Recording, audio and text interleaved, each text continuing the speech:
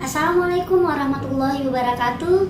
Berjumpa lagi dengan saya, di mana pada hari ini kita akan membahas tentang sistem reproduksi pada manusia.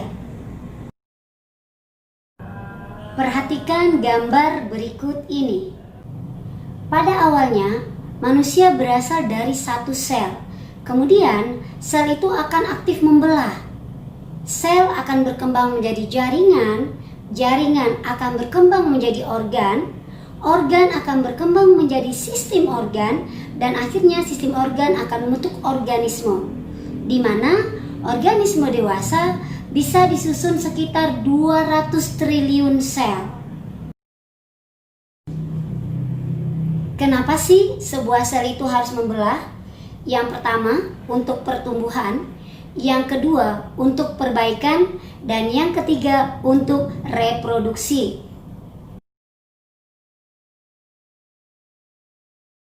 Metode pembelahan sel ada dua.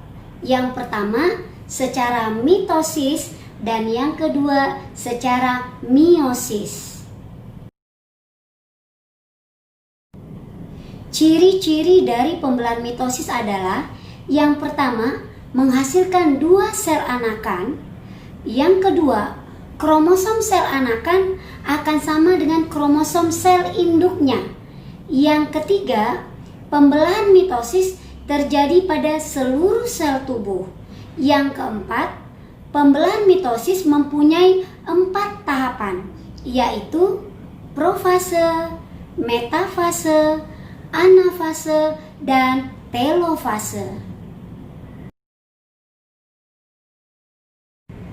Sedangkan ciri-ciri dari pembelahan meiosis adalah yang pertama, menghasilkan 4 sel anakan. Yang kedua, jumlah kromosom sel anakan setengah dari jumlah kromosom sel induknya. Yang ketiga, pembelahan meiosis terjadi pada proses pembentukan sel gamet atau sel kelamin. Yang keempat, pembelahan meiosis mempunyai 2 tingkatan, yaitu meiosis 1 dan meiosis 2.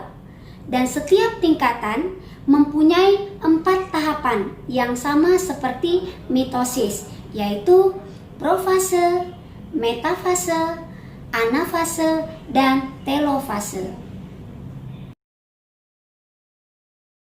Mari kita bahas tentang tahapan pada pembelahan mitosis. Tahap pertama, profase. Membran inti menghilang.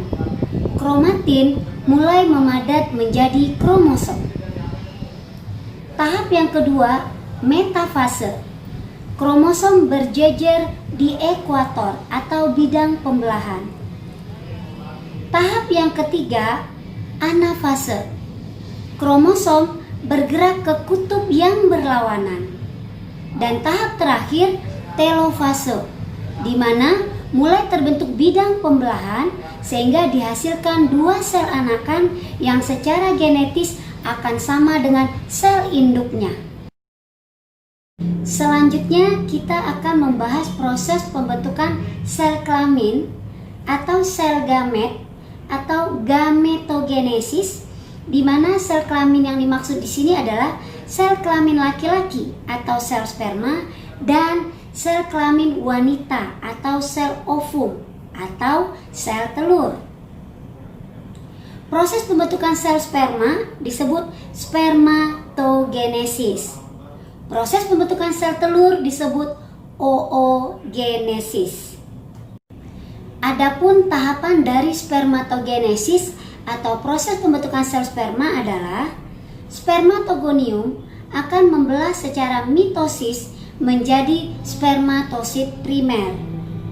Spermatosit primer akan mengalami meiosis 1 menjadi spermatosit sekunder.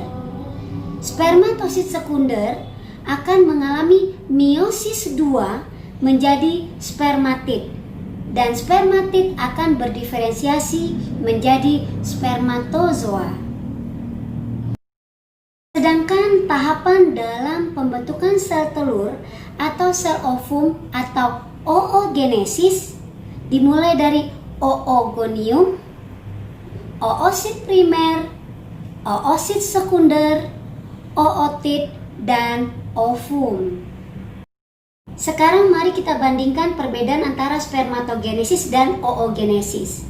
Spermatogenesis terjadi pada laki-laki, oogenesis terjadi pada perempuan. Spermatogenesis terjadi di testis, oogenesis terjadi di ovarium.